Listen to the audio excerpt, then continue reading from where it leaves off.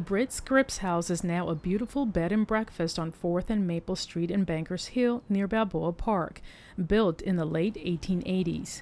The first owner wouldn't stay long in the house. The second, Edward Scripps, a successful businessman, would help shape San Diego's history. It was built by Britt, who was a water rights lawyer, built in 1887. He lived here only for several years and then moved on to Los Angeles and sold it to E.W. Scripps, the newspaper publisher. His cousin, Eleanor Scripps, lived in La Jolla. So he lived in the house, and it was held in the house for over 40 years. Gordon Hattersley III fell in love with the Britt-Scripps the moment he set eyes on the building back in 2001. Well, the thing that caught my eye about the building is the two-story stained glass windows that depict morning, noon, and night. The building itself was in incredible shape. The 9-bedroom inn is stunning, and there have only been a handful of owners.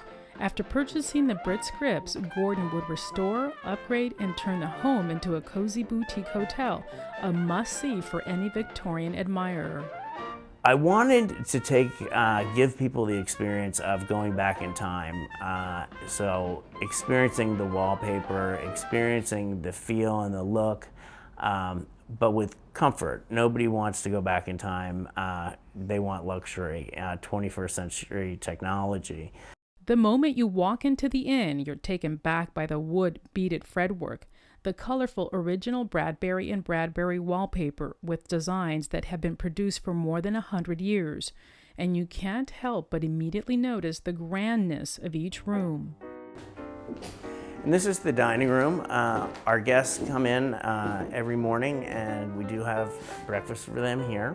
We're very flexible on the hours. And we do have a chef in-house here, so we do have a menu in the morning.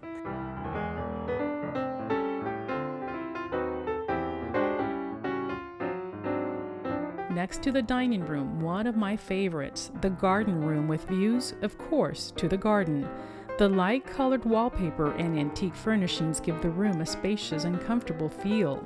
The windows are so high. Those windows are 12 feet high. Back then they utilized natural light. Electricity really wasn't how people relied on lighting. That was a new concept for them, and a concept that we need to get back to. The entry hallway is lovely. It showcases a few of the 78 lighting fixtures that were specially designed for the inn by Gordon & Gordon, a local lighting expert. All the lighting fixtures in the house seem like they're part of the house. Yes, actually, they actually were manufactured here in San Diego. When I bought the property, there were no existing original fixtures. The newel post behind you, parts of remnants of that were here, but none of the original fixtures. The 2-story leaded glass window that first caught Gordon's attention was nearly lost, but Gordon did everything to save it. The stained glass as you're going up the stairs is just beautiful. Thanks very much. Actually, this stained glass was the original stained glass, and when I bought the house, because of the heat in the afternoon and the sun setting, it had decayed the lead holding the glass together. So it was about ready to fall apart. Leaded glass was quite popular during the Victorian era, and most stained glass windows had a special meaning.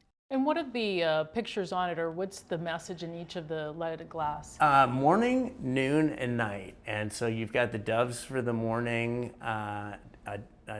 more doves. You've got cattails in here, and then on the nighttime, you've got actually a bat. On the second floor, there are at least 6 bedrooms, each with a striking bathroom. Most come outfitted with a clawfoot tub and a pedestal sink, just exquisite. Still on the second floor, my other favorite room, the Balboa. This is the Balboa room, and as you can see, it has a king-size bed. The interesting thing is, it's actually 2 standard beds, because the beds back during that period were very small. So 2 of them pushed together equals a king-size bed. Back downstairs near the entryway, a rare 85-key Steinway art case piano. Nearby is the parlor or sitting area. It is one of the best preserved rooms in the inn, decorated with antique furniture meant for the guests to enjoy. Other features known to Victorian homes: the beautifully manicured English and herb gardens. Gordon tells me the camphor tree was planted by Kate Sessions and is one of the oldest trees in San Diego. Not far from the gardens is the old carriage house, which has been converted to yet another gorgeous guest room. At one point, it was originally built to store the family's carriage and horses.